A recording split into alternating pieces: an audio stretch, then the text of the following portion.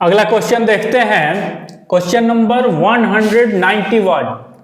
भारतीय संविधान के किस अनुच्छेद में भारत के बाहर रहने वाले भारतीय मूल के कुछ व्यक्तियों के नागरिकता के अधिकारों से संबंधित प्रावधान शामिल है? ठीक है, नागरिकता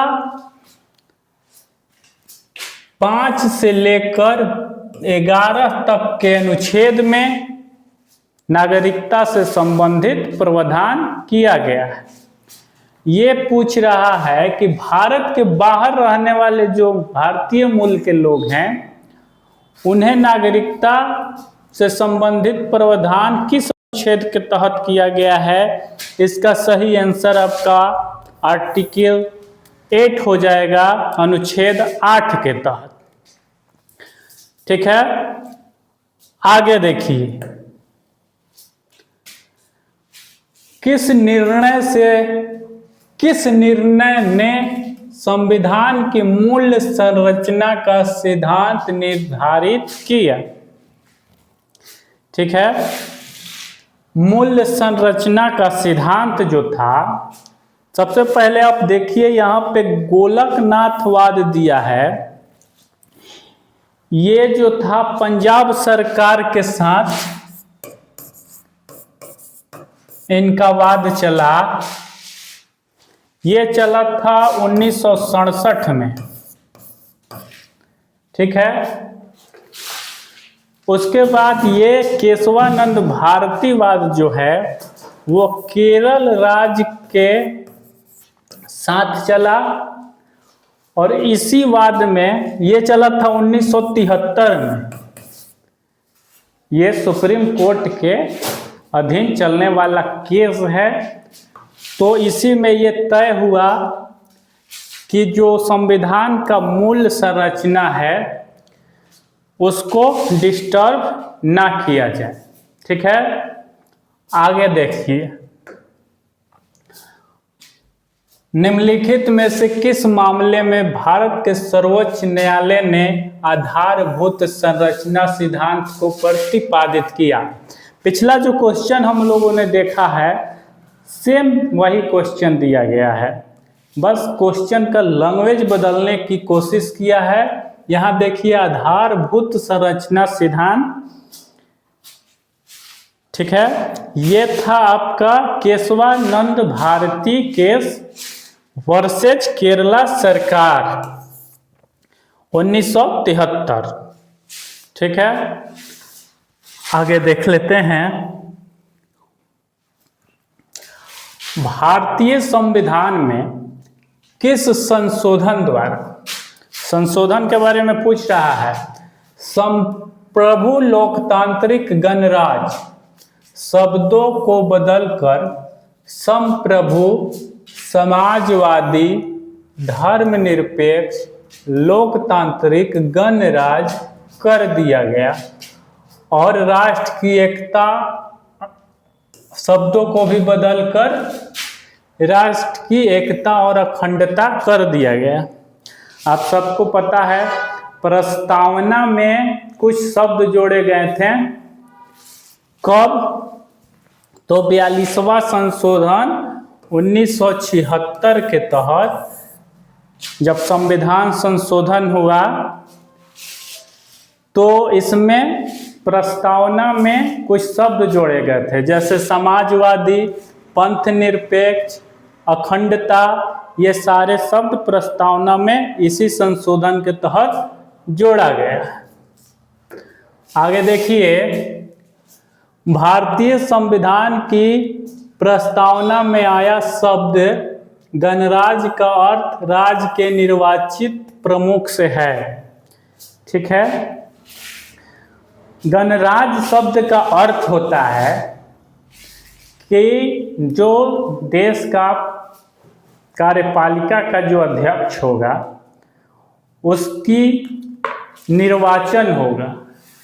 उसका निर्वाचन वो किसी तरह से वंशानुगत पद पे नहीं बैठ सकता है, उसका जनता के द्वारा निर्वाचन होना चाहिए। गणराज्य का यही अर्थ है यहाँ पे क्वेश्चन में थोड़ा सा करेक्शन करना पड़ेगा। ये जो है ये यहाँ पे फिल इन द ब्लैंक्स था, ठीक है, यहाँ पे फिल इन द ब्लैंक्स था। ये क्वेश्चन होना चाहिए कि भारतीय संविधान की प्रस्तावना में आया शब्द खाली स्थान का अर्थ राज्य के निर्वाचित प्रमुख से है। तो ये हो जाएगा आपका ऑप्शन नंबर बी, गणराज्य। आगे देखिए, एक संक्षिप्त परिचयात्मक वक्तव्य जो संविधान के मार्गदर्शक उद्देश्य, सिद्धांतों और दर्शन को निर्धारित करती है, उसे क्या कहते हैं? आप सभी को पता है, जो हमारा संविधान का प्रियम्बल है, प्रस्तावना, उसी में मार्गदर्शक उद्देश्य, सिद्धांत सभी उसी में आदर्श प्रस्तुत किए गए हैं। तो ये आपका सही आंसर होगा प्रस्तावना, प्रियम्बल। आगे है कि निम्नलिखित में से किसके अंतर्गत भारत को एक धर्मनिरपेक्ष राज्य के रूप में वर्णित किया गया है? अभी थोड़ा देर पहले मैंने बताया कि 42वें संशोधन के द्वारा कुछ शब्द जोड़े गए। कहाँ? प्रस्तावना में। कौन सा शब्द? पंथ निरपेक्ष। तो हमारा देश जो धर्मनिरपेक्ष देश है, ये कि कहाँ वर्णित है? तो ये हमारे प्रस्तावना यानी कि प्रियम्बल में वर्णित किया गया है। सही आंसर ए होगा। अगला देखिए, केशवानंद भारती केस, जो कि 1973 में केरल सरकार के विरुद्ध हुआ था।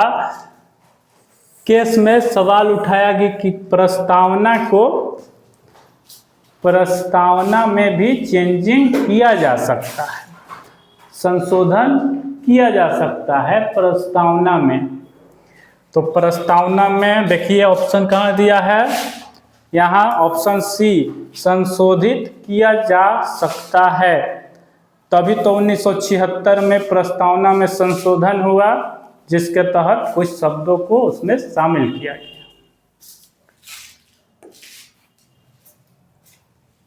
आगे देखिए, संविधान के निर्माताओं की सोच भारत के संविधान के किस हिस्से में परिलक्षित होती है? जो संविधान सभा के सदस्य थे, जिन्होंने हमारे लिए संविधान बनाया, उनकी सोच कहाँ पर प्रकट होती है? तो ये प्रस्तावना से ही प्रकट होती है। हमारे संविधान निर्माता के जो सदस्य थे, उनकी सोच प्रस्तावना में झलकती है। आगे है, संविधान का कौन सा भाग इसके निर्माताओं की भावनाओं और आदर्शों को दर्शाता है? बिल्कुल वही सेम क्वेश्चन है ये। प्रस्तावना ही है, जहाँ पे हमारे संविधान निर्माता जो सदस्य थे, उनके भावना वहाँ पे शामिल है। प्रस्तावना में निहित शब्द गणराज्य का सही अर्थ निम्न में से कौन इंगित नहीं करता है? ठीक है, गणराज्य का अर्थ मैंने बताया आपको कि गणराज्य का अर्थ होता है कि जो राष्ट्र अध्यक्ष होगा, राष्ट्र का जो प्रमुख होगा, उसका निर्वाचन होगा, ना कि वो वंशानुगत पद पे बैठ जाएगा।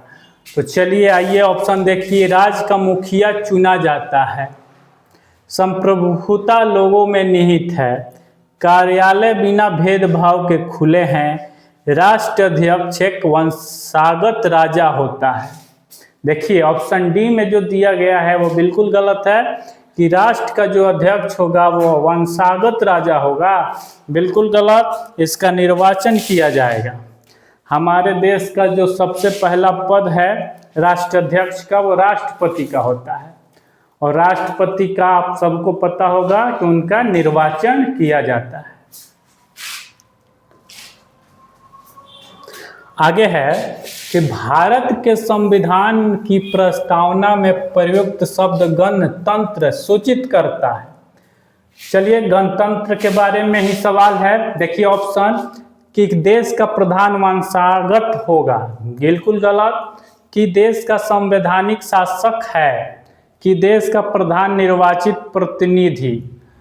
तो देखिए यहाँ पे तो वंशागत होगा नहीं, तो यहाँ पे आपका सही आंसर हो जाएगा सी नंबर। देश का प्रधान क्या होगा? निर्वाचित होगा। निर्वाचन के तहत राष्ट्राध्यक्ष का चुनाव होगा, उसी को गणराज्य बोला जाता है। आगे है कि भारतीय संविधान का निम्नलिखित में से कौन सा अनुच्छेद संसद को भारतीय नागरिकता से अधिग्रहण और समाप्ति से संबंधित कानून बनाने का अधिकार देता है? ठीक है, नागरिकता के संबंधी जो कानून है वह संसद बनाएगा। ये किस अनुच्छेद में कहा गया है? तो सबसे पहले आपको समझना चाहिए कि नागरिकता जो है वह आपका 5 से लेकर 11 तक के अनुच्छेद में मेंशन किया गया है। नागरिकता अनुच्छेद 5 से 11 तक में मेंशन है।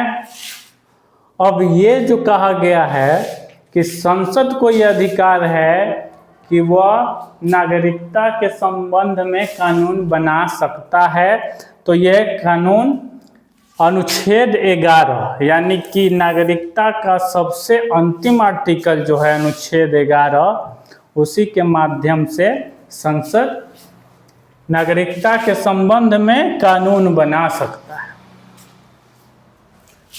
आगे है कि भारतीय संविधान का कौन सा अनुच्छेद संसद को कानून द्वारा नागरिकता के अधिकार को विनियमित करने की शक्ति प्रदान करता है? सेम क्वेश्चन है, फिर से वही कि संसद को नियम बनाने के लिए शक्ति कौन प्रदान करता है? कौन सा अनुच्छेद? आर्टिकल 11। नागरिकता संशोधन अधिनियम 2019 के अनुसार निम्नलिखित में से कौन सा समुदाय केवल 6 वर्ष के निवास के बाद ही भारतीय नागरिकता के लिए आवेदन कर सकता है? ठीक है, तो हमारे पड़ोसी देश पाकिस्तान, बांग्लादेश और अफगानिस्तान के जो अल्पसंख्यक समुदाय है उन्हीं को यह अधिकार दिया गया है कि वह 6 वर्ष अगर हमारे देश में निवास कर लेते हैं तो उन्हें आवेदन जमा करने का कि नागरिकता संबंधी कि हम अब यहाँ के नागरिकता लेना चाहते हैं, उसके लिए आवेदन भर सकते हैं। तो देखिए यहाँ ऑप्शन में आपका बांग्लादेश, पाकिस्तान और अफगानिस्तान जो हमारे पड़ोसी देश हैं उन्हीं से संबंधित है। तो यहाँ ऑप्शन में नेपाल, इजराइल और श्रीलंका। ऑप्शन में पाकिस्तान दिया है, पाकिस्तान सही हो जाएगा। भारतीय संविधान के किस अनुच्छेद के अंतर्गत संविधान के प्रारंभ में नागरिकता को परिभाषित किया गया है?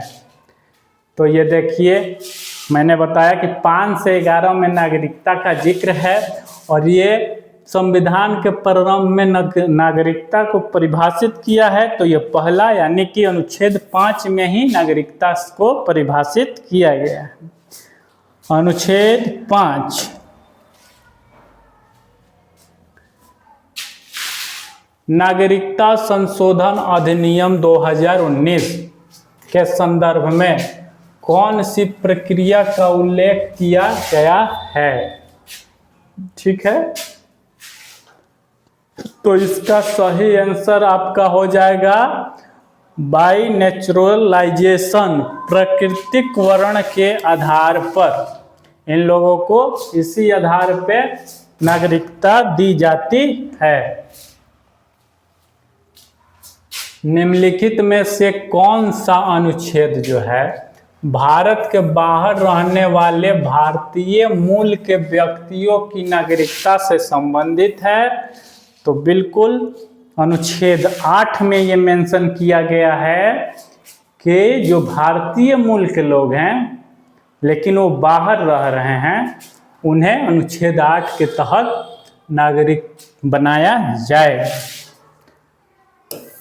अनुच्छेद 8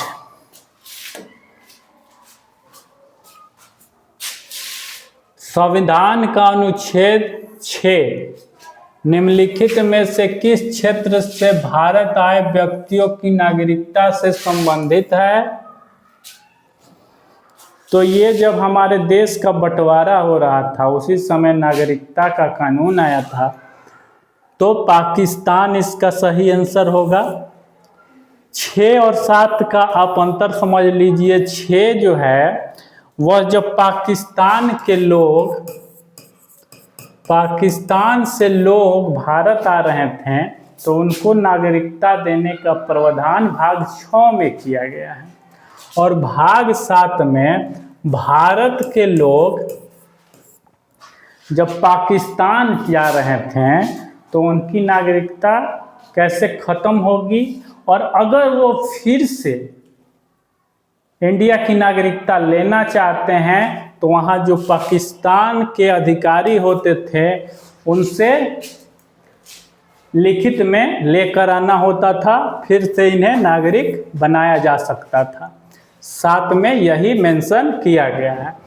यहाँ पे क्या बोला था कि निम्नलिखित में से किस क्षेत्र से भारत आए, भारत आने की बात कर रहा है, तो ये पाकिस्तान से भारत आने वाले को। अगला है कि 19 जुलाई 1948 के बाद पाकिस्तान से आया कोई व्यक्ति भारतीय नागरिक तभी बन सकता है जब उसका जन्म जो है 1947 के पहले भारत में हुआ हो। 1947 जब देश का बंटवारा हुआ उसके पहले अगर उसका जन्म भारत में हुआ है तो पाकिस्तान से अगर वो आ रहा है तो वो भारत का नागरिक कहा जाएगा। आगे है कि नागरिकता अधिनियम 1955, ठीक है, नागरिकता अधिनियम 1955 में पहली बार हुआ था। इसके तहत 5 तरीके से आप नागरिकता प्राप्त कर सकते हैं और 3 तरीका से आप अपनी नागरिकता खो भी सकते हैं। 3 तरीका है जिसके तहत आप नागरिकता खो सकते हैं और 5 तरीकों से आप नागरिकता प्राप्त कर सकते हैं। यहाँ 1955 अधिनियम के तहत किसकी अनुमति नहीं है? तो पंजीकरण, रजिस्ट्रेशन बिल्कुल है, नागरीकरण बिल्कुल, वंश आधारित नागरिकता, आपके अगर पूर्वज नागरिक हैं इस देश के तो आप नागरिक हो सकते हैं। तो चलिए, यहाँ हमारे देश में एकल नागरिकता है, दोहरी नागरिकता की बात कहीं नहीं कही गई है, ठीक है। एकल नागरिकता हमारे देश में है, हम सभी लोग इंडियन हैं। यदि कोई भारतीय नागरिक स्वेच्छा से किसी अन्य देश का नागरिक बन जाए तो क्या होगा? अगर कोई भारत का नागरिक अपनी इच्छा से किसी दूसरे देश का नागरिक बन जाता है तो भारत में उसकी नागरिकता का क्या होगा? तो ये क्या होगा, उसकी नागरिकता रद्द कर दी जाती है, अब वह इंडिया का नागरिक नहीं रहेगा। तो आइए ऑप्शन देखते हैं। उसे सरकार की मंजूरी लेनी होगी, बिल्कुल गलत है, उसकी नागरिकता ही रद्द हो जाएगी स्वयं से। उसकी भारतीय नागरिकता स्वतः ही समाप्त हो जाएगी। बिल्कुल यही होना चाहिए। आगे भी देख लीजिए, कुछ भी नहीं बदलेगा। वह दोहरी नागरिकता, बिल्कुल गलत, बी सही है, उसकी नागरिकता स्वतः ही खत्म मान ली जाएगी क्योंकि वह दूसरे देश की नागरिक बन चुका है। जब कोई भारतीय नागरिक अपनी नागरिकता का त्याग करता है तो क्या होता है? तो देखिए ऑप्शन सी में फिर से दिया है, वह अपनी भारतीय नागरिकता खो देता है।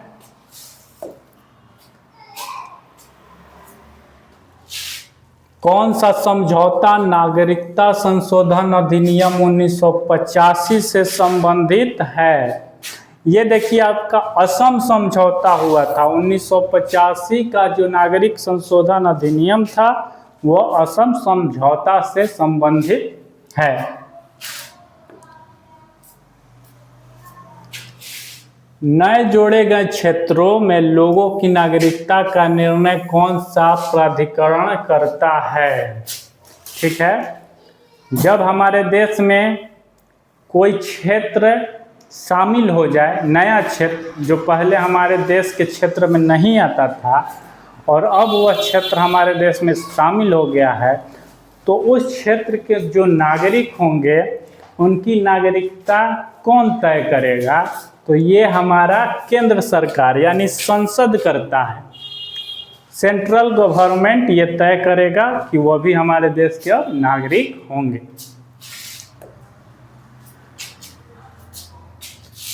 भारतीय नागरिकता के संदर्भ में OCI का क्या अर्थ है? तो OCI overseas citizens of India, overseas citizen of India जो है ये OCI का पूरा फुल फॉर्म ओवरसीज। ठीक है, आगे देखिए, निम्नलिखित में से कौन सा अधिनियम भारतीय नागरिकता के अधिग्रहण को विनियमित करता है? भारतीय नागरिकता के संबंध से कानून कौन बनाता है? तो केंद्र सरकार बनाता है। यहाँ पे देखिए अधिनियम के बारे में बात किया गया है। तो भारतीय नागरिकता अधिनियम 1955 के तहत अब हमारे देश में मैंने बताया कि 5 तरीके हैं जिसके तहत आप नागरिक बन सकते हैं और 3 ऐसे तरीके हैं जिनसे आपकी नागरिकता खत्म की जा सकती है। 3 तरीकों के कारण आपकी नागरिकता छीनी जा सकती है।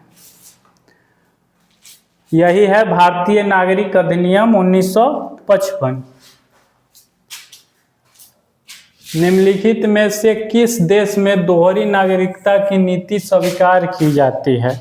हमारे देश में तो एकल नागरिकता है और ये हम लोगों ने ब्रिटेन के संविधान से प्रभावित होकर लिया है, यानी कि ब्रिटेन में भी एकल नागरिकता ही है। यहाँ पे पूछ रहा है कि कहाँ पे दोहरी नागरिकता है। दोहरी नागरिकता का अर्थ होता है कि जैसे हमारा देश है और देशों के अंदर राज्य भी हैं, तो देश जो है उसका नागरिक तो हम हैं ही, राज्यों की भी हमें नागरिकता मिल जाए। जैसे हम कहें कि हम पंजाबी हैं, हम बिहारी हैं, तो ये दोहरी नागरिकता हो। हमारे देश में कहा गया है कि हम सब लोग जो इस देश के नागरिक हैं वह सब इंडियंस हैं, यानी हम लोगों को एकल नागरिकता दी गई है। जबकि अमेरिका एक ऐसा देश है, वहाँ पे राज्यों के भी नागरिक वो लोग होते हैं और देश के तो वो हैं ही, यानी दोहरी नागरिकता दी गई है। भारत में निम्नलिखित में से किस प्राधिकरण के पास निश्चित परिस्थितियों में किसी व्यक्ति की नागरिकता समाप्त करने की शक्ति होती है? तो जिसे देने की शक्ति होती है उसी को नागरिकता छीनने की भी शक्ति होती है और ये शक्ति संसद के पास होती है और संसद जो है केंद्र सरकार के अंतर्गत आता है, तो इसका सेंट्रल गवर्नमेंट होगा।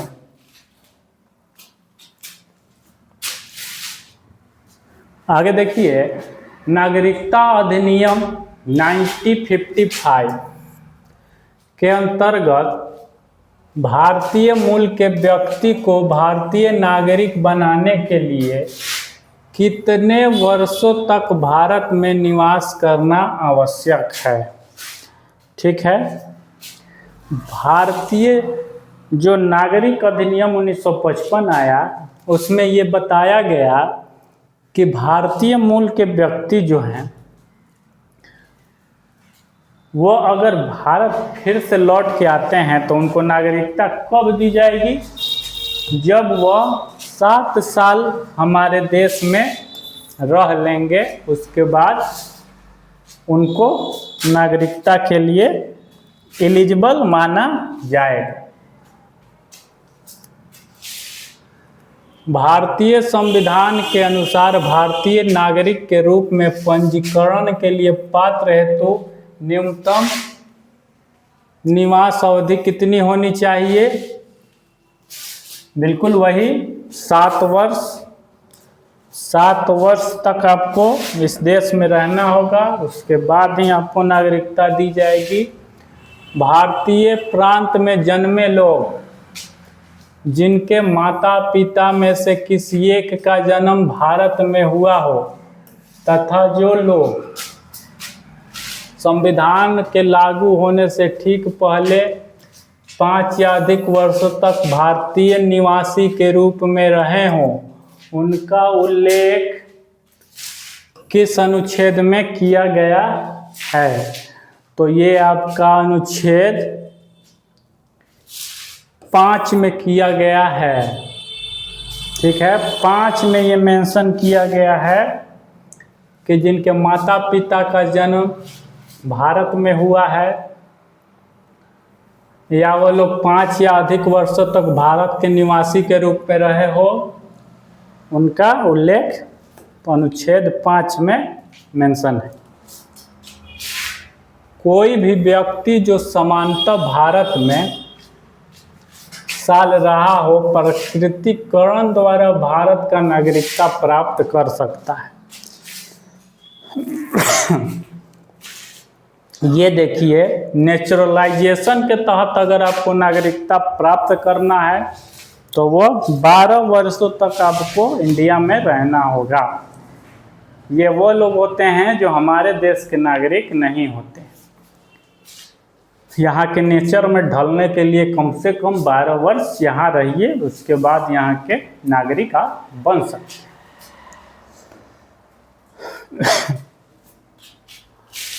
तो भारत के संविधान के अनुच्छेद 7 के अनुसार कोई भी व्यक्ति जो डैश के बाद भारत के राज्य क्षेत्र से प्रव्रजन कर अब पाकिस्तान में शामिल राज्य क्षेत्र में चला गया, उसे भारत का नागरिक नहीं माना जाएगा। जो भारत से बंटवारा के समय पाकिस्तान चला गया हो, उसको भारत का नागरिक नहीं माना जाएगा। कब चला? 1 मार्च 1947। 1 मार्च 1947 के पहले जो लोग भारत छोड़ के पाकिस्तान चले गए, उनको भारतीय नागरिकता नहीं माना जाएगा।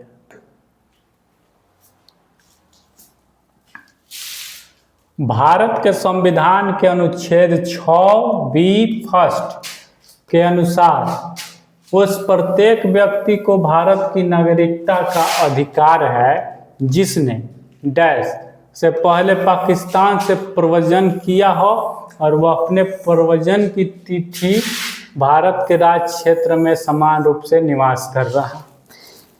ये पाकिस्तान के लोग जब भारत आ गए तो ये आपका 19 जुलाई 1948, ठीक है।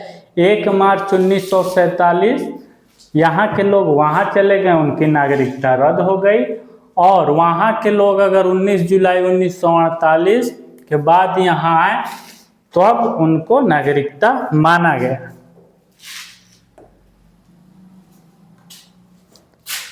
भारतीय संविधान का कौन सा भाग ऐसे व्यक्तियों के नागरिकता अधिकारों से संबंधित है जो पाकिस्तान से भारत में प्रवास कर चुके हैं? तो यहाँ पे भाग का चर्चा किया है, अनुच्छेद का चर्चा नहीं किया गया है। तो भाग जानते हैं आप, नागरिकता जो है वो हमारे संविधान के भाग 2 में शामिल है। तो यहाँ आंसर भाग 2 हो जाएगा। भाग 2 में नागरिकता के प्रावधान किए गए हैं। भारतीय संविधान का कौन सा भाग नागरिकता से संबंधित है? पिछले क्वेश्चन का बदला हुआ स्वरूप है। आगे देखिए कि भारतीय संविधान के अनुच्छेद 5 से 11 से संबंधित है, बिल्कुल नागरिकता से संबंधित है। भाग 2 अनुच्छेद 5 से 11 के तहत नागरिकता का प्रावधान किया गया है।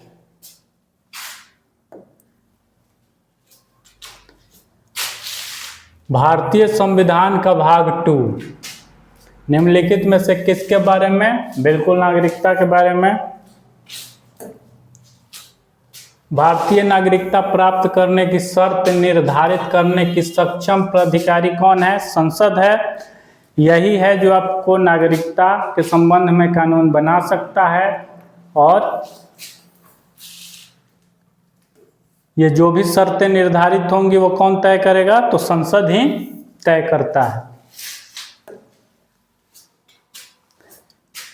संविधान के प्रारंभ होने के बाद किस अधिनियम से नागरिकता पाने और गंवाने संबंधी प्रावधान है?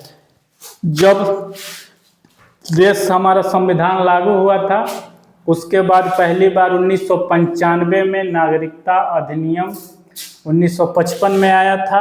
उसी के तहत बताया गया कि 5 तरीके हैं नागरिकता प्राप्त करने के लिए, और 3 तरीका है जिससे आपकी नागरिकता छीनी जा सकती है।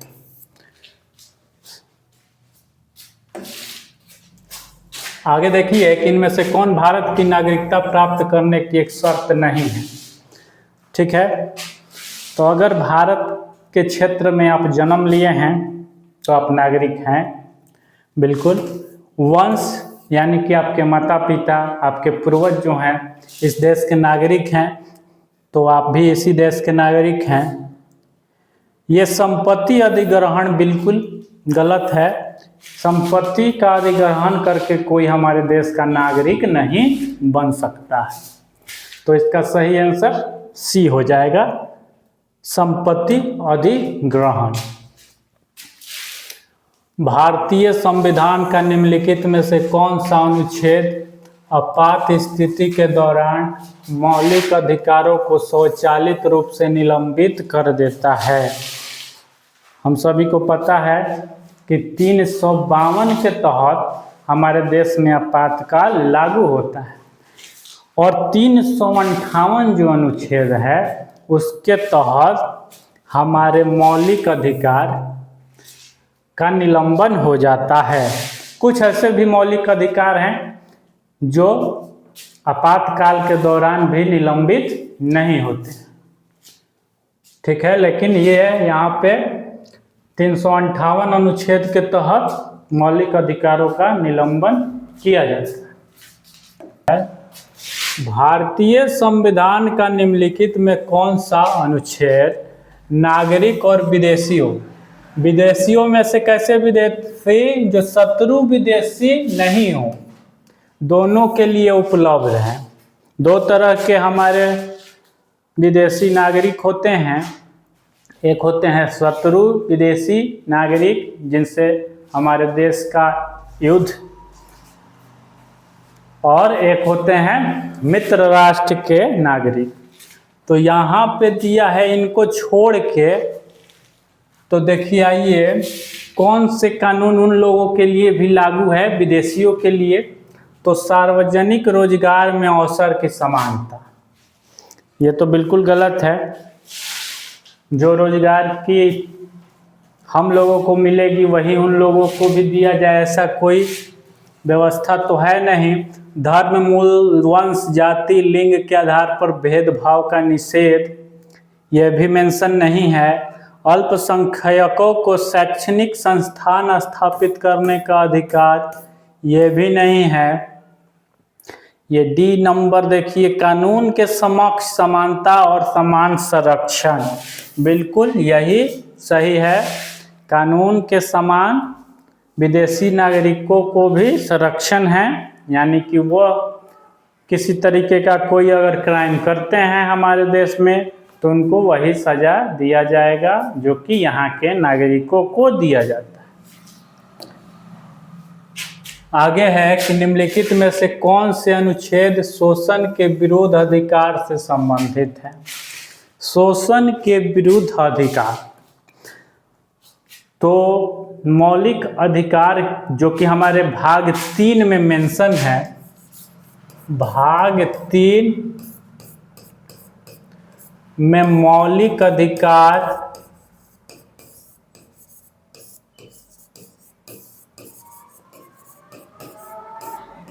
की बात कही गई है। भाग 3 में मौलिक अधिकार, तो जब संविधान लागू हुआ था उस समय 7 प्रकार के मौलिक अधिकार दिए गए थे। ठीक है, 7 प्रकार के मौलिक अधिकार हमारे देश के प्रत्येक नागरिक को मिला हुआ था संविधान के तहत। लेकिन 42वें संविधान संशोधन, 42वां जो संविधान संशोधन हुआ, 42वां जो संशोधन हुआ 1976 में, उसके तहत संपत्ति का अधिकार जो कि पहले मौलिक अधिकार हुआ करता था, यहाँ पे 44वां संशोधन था 1978, 44वां संविधान संशोधन 1978 के तहत संपत्ति के अधिकार को मौलिक अधिकार से हटा दिया गया। अब 6 मौलिक अधिकार हमारे देश के नागरिकों को दिया गया है। तो ये एक मौलिक अधिकार है, कौन सा? शोषण के विरुद्ध अधिकार। ये शोषण के विरुद्ध अधिकार का जो मौलिक अधिकार है वह अनुच्छेद आपका 23 और 24 में मेंशन किया गया है। अनुच्छेद 23 और 24 में शोषण के विरुद्ध मौलिक अधिकार दिए गए हैं।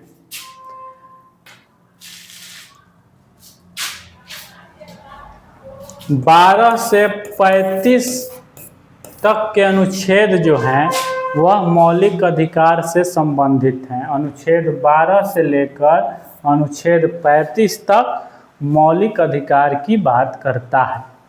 अनुच्छेद 23 और 24 शोषण के विरुद्ध अधिकार के संबंध में बताता है।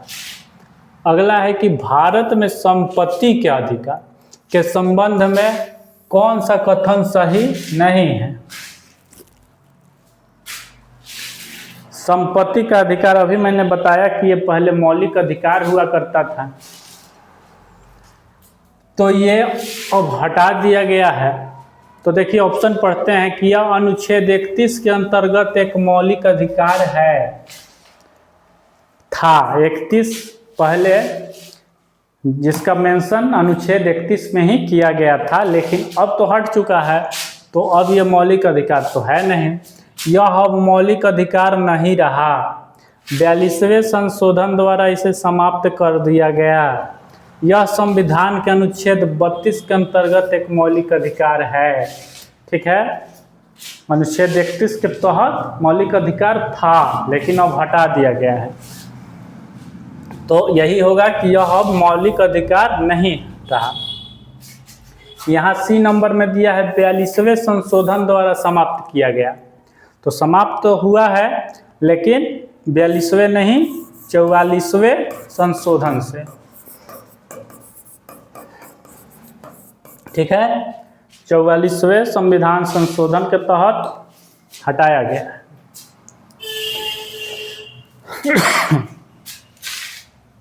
44वें संशोधन अधिनियम 1978 द्वारा भारतीय संविधान से मौलिक अधिकार हटा दिया गया था। कौन सा? तो संपत्ति का अधिकार। Option number D.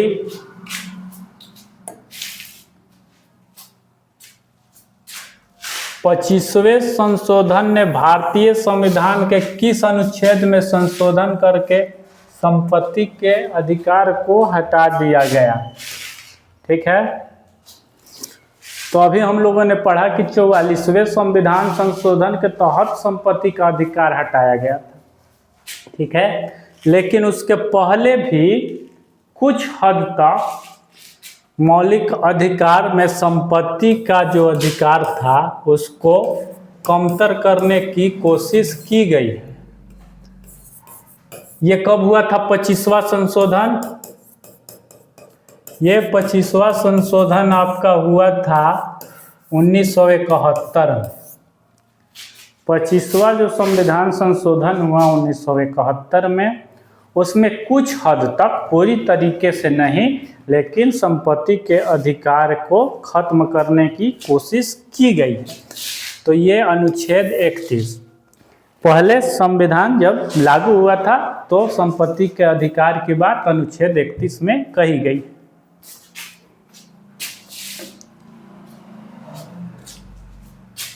संवैधानिक उपचारों का अधिकार व्यक्तियों को अपने अधिकारों के प्रवर्तन के लिए सीधे सर्वोच्च न्यायालय जाने की अनुमति देता है, जो कि प्रदान किए गए हैं।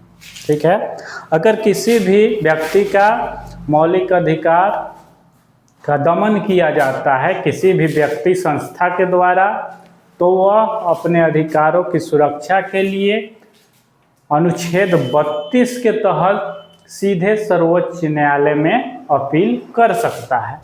तो ये मेंशन किया गया है आपका अनुच्छेद 32 के तहत। आपको ये भी पता होना चाहिए कि 226 जो अनुच्छेद है, 226 के तहत आप राज्य के हाई जो कोर्ट होता है उसमें भी अपील कर सकते हैं। 32 सर्वोच्च न्यायालय में अपील करने का अधिकार देता है, जबकि 226 अनुच्छेद हाई कोर्ट में अपील करने का अधिकार देता है यदि किसी भी व्यक्ति का मौलिक अधिकार हनन हुआ। सर्वोच्च न्यायालय अनुच्छेद 32 के अंतर्गत केवल किस विशिष्ट उद्देश्य के लिए रीट जारी कर सकता है? ठीक है, तो 32 के अनुसार जो रीट जारी होता है कब होता है? जब मौलिक अधिकार का हनन होता है। तो यहाँ आइए देखते हैं, मौलिक अधिकारों की रक्षा के लिए, नीति निर्देशक सिद्धांतों को लागू करने के लिए, वैधानिक न्यायाधिकरणों की समीक्षा के लिए, राज्यों के बीच विवाद निपटाने के लिए, बिल्कुल मौलिक अधिकारों की रक्षा के लिए। भारतीय संविधान का कौन सा अनुच्छेद सूचना का अधिकार आरटीआई को भाषण और अभिव्यक्ति की स्वतंत्रता के मौलिक अधिकार से जोड़ता है? आरटीआई जो कानून आया है आपको पता होगा, राइट टू इंफॉर्मेशन, सूचना का अधिकार, सूचना का अधिकार जो कानून आया है ये 2005 में लागू हुआ था। तो ये अभिव्यक्ति की स्वतंत्रता के मौलिक अधिकार में जोड़ा गया। तो ये अनुच्छेद 19 फर्स्ट ए में मेंशन किया गया है। अनुच्छेद 19 जो है वह स्वतंत्रता से संबंधित मौलिक अधिकार है। इसी में 2005 में 19 फर्स्ट ए में आरटीआई को जोड़ दिया गया है। अगला है कि निम्नलिखित में से कौन से संवैधानिक अनुच्छेद आरटीआई सहित मौलिक अधिकारों को लागू करने के लिए सर्वोच्च न्यायालय और उच्च न्यायालयों को रीट अधिकार क्षेत्र सुनिश्चित करता है? तो अभी हम लोगों ने पढ़ा अनुच्छेद 32 सुप्रीम कोर्ट, अनुच्छेद 226 हाई कोर्ट के तहत रिट जारी करता है।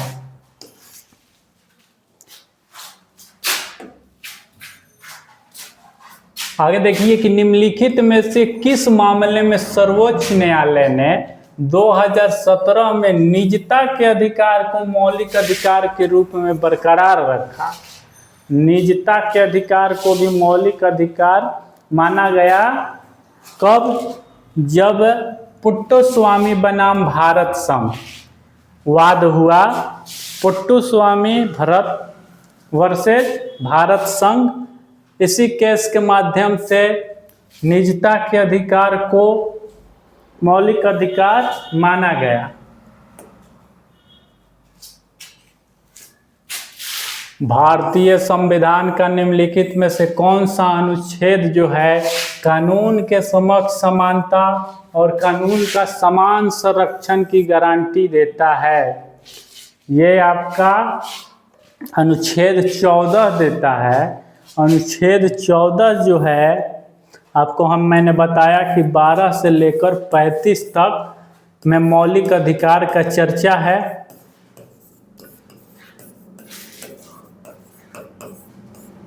मौलिक अधिकार का चर्चा 12 से 35 में है। 14 में मेंशन किया गया है कि कानून के समक्ष सभी समान होंगे, उनको समान संरक्षण कानून देगा। यह अनुच्छेद 14 में बताया गया। निम्नलिखित में से कौन सा अनुच्छेद राज्य को सामाजिक और शैक्षणिक रूप से पिछड़े वर्गों के विशेष प्रावधानों का सृजन करने की अनुमति देता है? तो ये आपका अनुच्छेद 15(5) में मेंशन किया गया है कि सामाजिक और शैक्षणिक रूप से जो पिछड़ा लोग हैं उन्हें शैक्षणिक संस्थानों में आरक्षण दिया जाएगा। ठीक है, और यह नियम सरकारी स्कूलों कॉलेजों के अलावा निजी संस्थान जो है उनमें भी लागू होता है।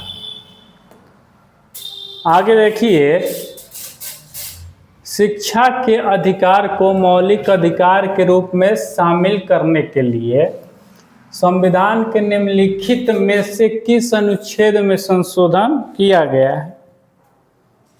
ठीक है, शिक्षा के अधिकार को मौलिक अधिकार 2002 में ये 21A का ए अनुच्छेद जोड़ा गया था, जिसके तहत 6 से 14 वर्ष के बच्चों को शिक्षा को मौलिक अधिकार का दर्जा दिया गया।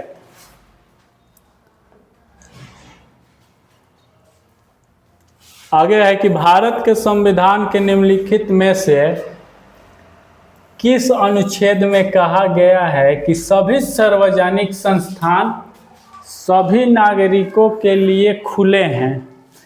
तो ये सार्वजनिक स्थान जो पब्लिक प्लेस होता है वह सभी के लिए खुला है। यह 15(2) में मेंशन किया गया है। ठीक है, 15(2) के तहत पब्लिक प्लेस प्रत्येक इंसान के लिए खुला है। भारतीय संविधान का कौन सा अनुच्छेद मौलिक अधिकारों का उल्लंघन करने वाले कानूनों को स्पष्ट रूप से शून्य घोषित करता है? ठीक है, मौलिक अधिकार का जो उल्लंघन से संबंधित है वह हो जाएगा अनुच्छेद 13।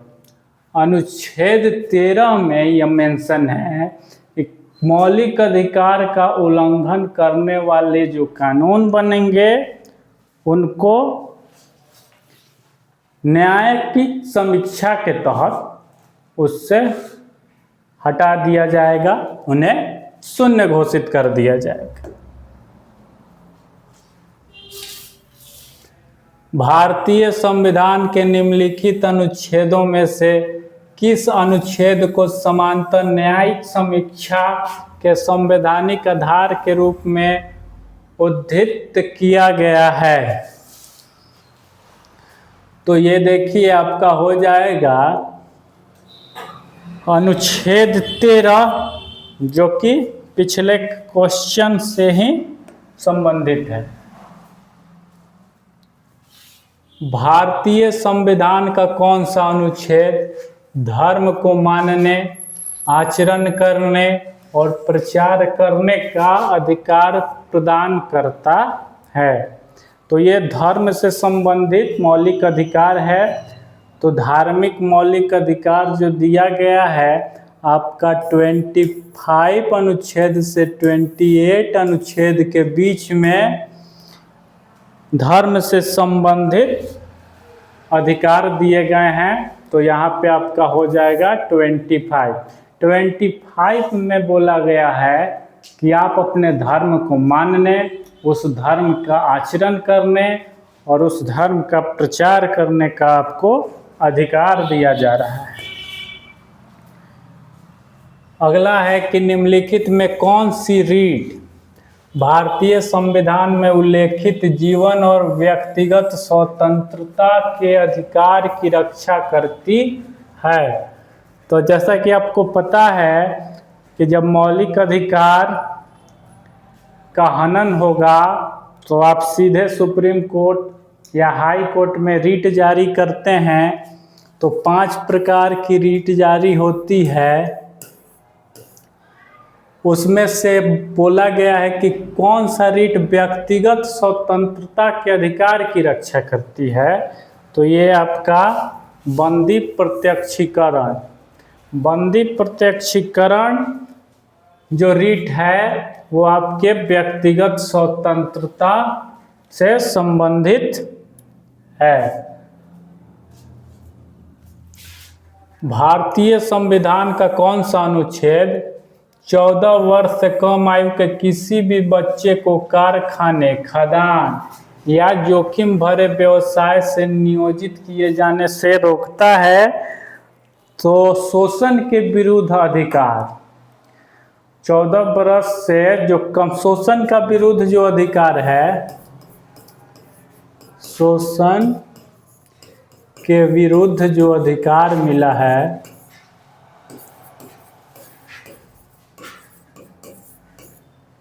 शोषण के विरुद्ध जो अधिकार मिला है वो आपको अनुच्छेद 23 और 24 में दिया गया है। ठीक है, तो 23 अनुच्छेद और 24 अनुच्छेद, तो ये जो बच्चों से संबंधित अनुच्छेद है कि 14 वर्ष से कम के बच्चों को आप कारखानों, खदानों आदि में काम नहीं करवा सकते, ये अनुच्छेद 24 में मेंशन किया हुआ है। अनुच्छेद 24 में इसको मेंशन किया गया। प्रथम संशोधन अधिनियम 1951 द्वारा किस मौलिक अधिकार पर अतिरिक्त प्रतिबंध लगा दिए गए थे?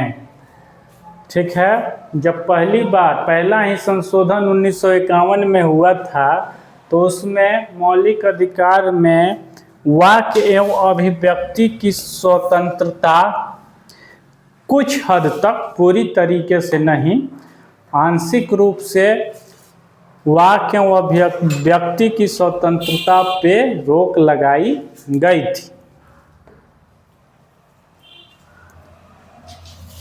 भारतीय संविधान के अनुच्छेद 25 से अनुच्छेद 28 तक किस अधिकार का उल्लेख है? तो थोड़े देर पहले हम लोगों ने पढ़ा कि अनुच्छेद 25 से 28 तक जो है वह धार्मिक स्वतंत्रता से संबंधित है। धार्मिक स्वतंत्रता जो है वह है आपका 25 से 28। शोषण के विरुद्ध जो है वह आपका है 23 और 24। समानता की अगर बात की जाए तो ये है 12 से 18।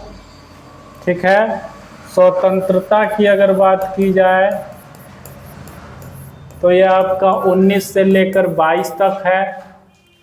देखिए 12 से 18 सबसे पहले समानता, फिर 19 से 22 तक आपका स्वतंत्रता, फिर शोषण के विरुद्ध अधिकार 23 और 24 में मेंशन है। 25 से 28 तक धार्मिक स्वतंत्रता का अधिकार है। 29 और 30 में आपको अल्पसंख्यकों के हित की रक्षा की बात की गई है। अल्पसंख्यकों के हित की रक्षा। और उसके बाद 31 में जो संपत्ति का अधिकार था उसे हटा दिया गया है। अब 31 नंबर अनुच्छेद नहीं है। और 32 जो है उसमें उपचारों का अधिकार दिया गया है, यानी कि अगर मौलिक अधिकार का हनन होता है तो आप सुप्रीम कोर्ट में इसके अगेंस्ट में रिट जारी कर सकता है सुप्रीम कोर्ट। तो भारतीय संविधान के अनुसार मौलिक अधिकार है। तो यहाँ देखिए मौलिक अधिकार बिल्कुल संविधान में लिखे गए हैं, 12 से 35 अनुच्छेद में लिखे गए हैं। तो ये ऑप्शन डी में देखिए दिया गया है, संविधान में लिखे गए हैं। संविधान में मौलिक अधिकारों की चर्चा की गई है। आगे है कि भारतीय संविधान के किन अनुच्छेदों में मूल अधिकारों के बारे में प्रावधान है। तो मौलिक अधिकार के बारे में हम लोगों ने अभी देखा है कि 12 से 35 तक के जो अनुच्छेद हैं उनमें मौलिक अधिकार का चर्चा किया गया है। आगे है कि मौलिक अधिकार का प्रावधान संविधान के किस भाग में है, भाग का चर्चा कर रहा है। तो भाग 2 में भाग 3 में मौलिक अधिकार के बारे में बताया गया है। 2 में नागरिकता का प्रावधान किया गया है, तो भाग 3 हो जाएगा। अनुच्छेद 31B को किस प्रकार के कानूनों को अदालती चुनौतियों से बचाने के लिए प्रस्तुत किया गया है। तो ये आपका भूमि सुधार कानून के तहत लैंड रिफॉर्म्स लॉ जो था उसी के लिए संपत्ति के अधिकार को हटाया गया था। भारतीय संविधान का कौन सा अनुच्छेद नागरिकों को भारतीय क्षेत्र के किसी भी भूभाग में निवास करने और बसने की अनुमति देता है। किसी भी क्षेत्र में आप निवास कर सकते हैं, कहीं भी आप रह सकते हैं। ये आपका अनुच्छेद 19 में मेंशन है, अभिव्यक्ति की आज़ादी। भारतीय संविधान के किस अनुच्छेद के तहत मौलिक अधिकारों के परिवर्तन के लिए रिट जारी करने की शक्ति सर्वोच्च न्यायालय में है। तो सर्वोच्च न्यायालय की बात कर रहा है तो अनुच्छेद 32 के तहत। अगर यही हाई कोर्ट की बात करता उच्च न्यायालय की तो 226।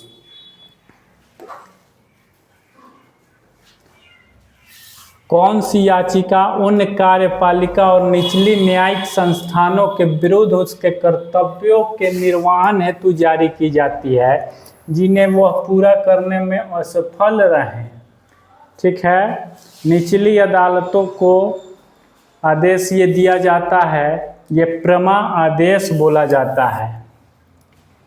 ठीक है, अगला देखते हैं कि यदि न्यायालय को अलग लगता है कि कोई व्यक्ति पद ग्रहण किए हुए है लेकिन उस पद को ग्रहण करने का हकदार नहीं है। कोई व्यक्ति है किसी पद पे बैठा है लेकिन वो हमारे न्यायालय को लग रहा है कि उस पद को ग्रहण करने का हकदार नहीं है, तो वह रिट जारी करता है। कौन रिट जारी करता है? तो न्यायालय। और उस व्यक्ति को पदाधिकारी के रूप में कार्य करने से प्रतिबंधित कर देता है। ठीक है, उस अधिकारी को काम करने से प्रतिबंध लगा दिया जाएगा। तो यही कहलाता है को वारंटो अधिकार परीक्षा। यह भी एक प्रकार का रिट है। अगला है कि निम्न में से किस संस्थान के पास भारतीय संविधान के अनुसार बंदी प्रत्यक्षीकरण की रीट जारी करने का अधिकार है। तो हम लोग जानते हैं कि 32 के तहत सुप्रीम कोर्ट और 226 के तहत हाई कोर्ट को यह अधिकार प्राप्त है। यहाँ पे हो जाएगा आपका दोनों, सर्वोच्च न्यायालय और उच्च न्यायालय। अनुच्छेद 32 के तहत मौलिक अधिकारों को लागू करने की शक्ति निम्नलिखित में से किसके पास होती है? तो ये होती है आपका सर्वोच्च न्यायालय। 32 के तहत सर्वोच्च न्यायालय। भारत में मौलिक अधिकारों की सुरक्षा और प्रवर्तन के लिए कौन जिम्मेवार है? बिल्कुल भारत का सर्वोच्च न्यायालय जिम्मेवार है, सुप्रीम कोर्ट ऑफ इंडिया। निम्नलिखित में से किस समिति ने सुझाव दिया कि करों का भुगतान करना भी भारतीय नागरिक का मौलिक कर्तव्य होना चाहिए? ठीक है, तो मौलिक कर्तव्य को हमारे संविधान में किस आयोग के सिफारिश पर जोड़ा गया था? तो स्वर्ण सिंह समिति। स्वर्ण सिंह समिति के सिफारिश पर ही मौलिक कर्तव्य को जोड़ा गया था 42वें संविधान संशोधन 1976 के तहत। तो इसका सही आंसर हो जाएगा स्वर्ण सिंह समिति आयोग। भारतीय संविधान का अनुच्छेद 24 किसी भी कारखाने, खदान या अन्य खतरनाक गतिविधियों में डैश वर्ष से कम आयु के बच्चे को रोजगार पर प्रतिबंध लगाता है। ये मौलिक अधिकार 24 के तहत शोषण के विरुद्ध जो अधिकार है उसी के तहत 14 वर्ष से जो बच्चे कम के हैं उन्हें खदानों, कारखानों में काम करने से रोक लगाता है। ये 14 वर्ष से कम आयु के बच्चों को। भारतीय संविधान के निम्नलिखित में से किस अनुच्छेद में कहा गया है कि गिरफ्तार किए गए किसी भी व्यक्ति को बिना उचित किए हिरासत में नहीं रखा जाएगा?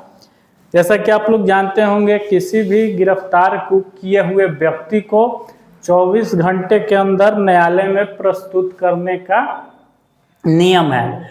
तो यही बात यहाँ कह रहा है ये क्वेश्चन, ये किस अनुच्छेद के तहत? तो 22 नंबर अनुच्छेद के तहत। ठीक है, आगे देखिए कि भारतीय संविधान के डैश अनुच्छेद में दोहरे दंड, आत्मदोषारोपण और पूर्णव्यापी कानूनों से सुरक्षा जैसी अवधारणाओं का उल्लेख किया गया है।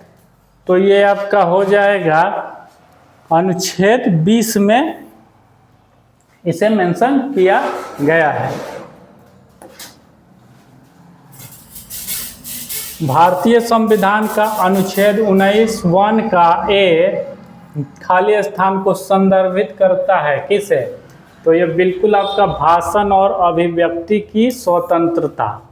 शोषण का विरोध तो 2324 में मेंशन है, समानता की बात 14 से 18 में, और सांस्कृतिक शैक्षणिक अधिकार जो है अल्पसंख्यकों के लिए ये, तो ये आपका 29 और 30 में मेंशन है।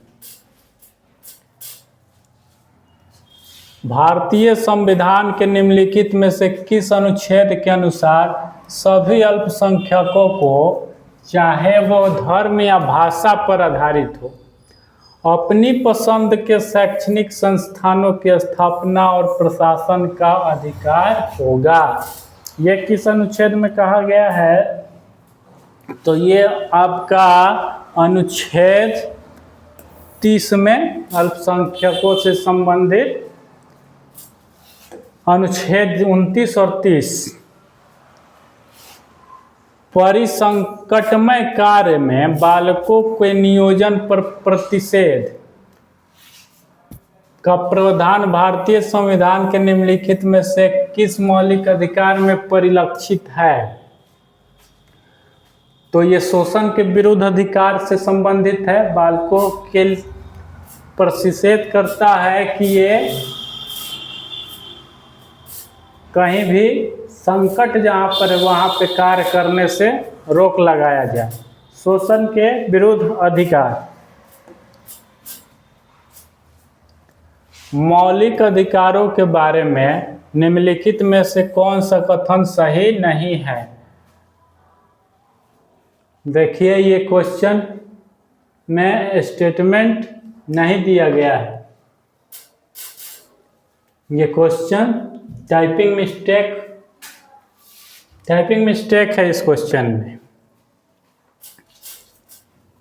सर्वोच्च न्यायालय ने निम्नलिखित में से किस मामले में उल्लेख किया कि प्राथमिक शिक्षा का मौलिक अधिकार भारतीय संविधान के अनुच्छेद 21 के अंतर्गत जीवन का अधिकार है?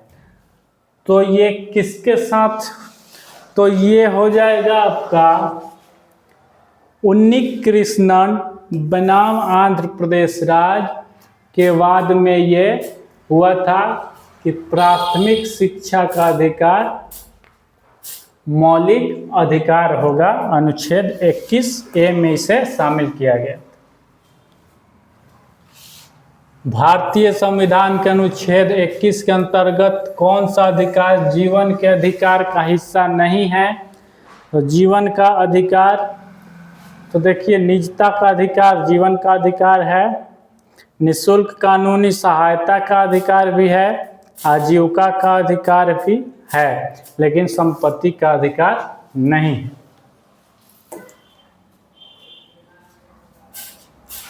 भारतीय संविधान का अनुच्छेद 21 इनमें से किस विकल्प से संबंधित है? तो 21 में आपको बताया गया है कि व्यक्तिगत स्वतंत्रता, पर्सनल लिबर्टी अनुच्छेद 21 में मेंशन है। संविधान के अनुसार किस अनुच्छेद के तहत जीवन की सुरक्षा और व्यक्तिगत स्वाधीनता प्रदान की गई है? तो ये भी आपका किया गया है अनुच्छेद 21 के ही तहत। भारतीय संविधान के किस अनुच्छेद में जीने का अधिकार से संबंधित है? Right to life. यह भी आपका अनुच्छेद 21 में ही मेंशन है।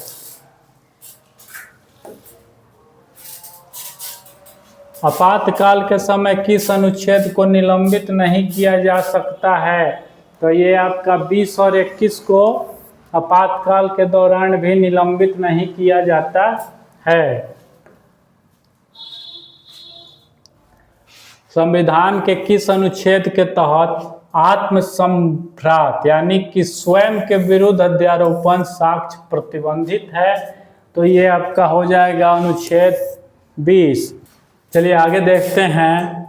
अगला क्वेश्चन है कि भारतीय संविधान का कौन सा अनुच्छेद अस्पृश्यता के उन्मूलन से संबंधित है? यह आपको अनुच्छेद 17 में मेंशन है। अस्पृश्यता यानी छुआछूत से संबंधित। भारत के संविधान के डैश के प्रावधान है कि किसी नागरिक के साथ नस्ल, धर्म, जाति, लिंग या जन्म के स्थान इनमें से किसी के आधार पर कोई भेदभाव नहीं किया जा सकता है। ये आपको अनुच्छेद 15 में मेंशन किया गया है। अनुच्छेद 15 भारतीय संविधान के अंतर्गत अल्पसंख्यकों के हितों का संरक्षण का बात कहाँ किया गया है? तो अनुच्छेद 29 में कहा गया है अल्पसंख्यकों के हितों की बात।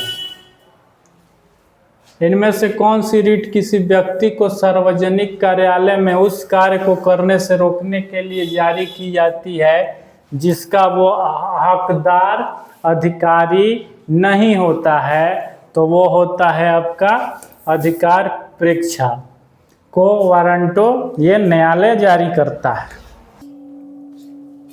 क्वेश्चन है कि भारतीय संविधान का कौन सा अनुच्छेद अपराधों के लिए दोष सिद्धि के संबंध में संरक्षण से संबंधित है?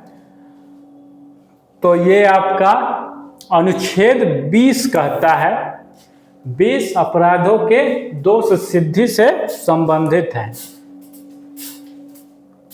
आगे देखिए, भारतीय संविधान के कौन से अनुच्छेद शोषण के विरुद्ध अधिकार से संबंधित है?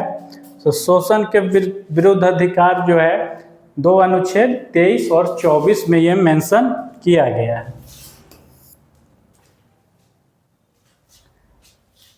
अगला देखते हैं, भारतीय संविधान के अनुसार डैश की आयु तक के बच्चों को मुफ्त और अनिवार्य शिक्षा प्राप्त करने का अधिकार है।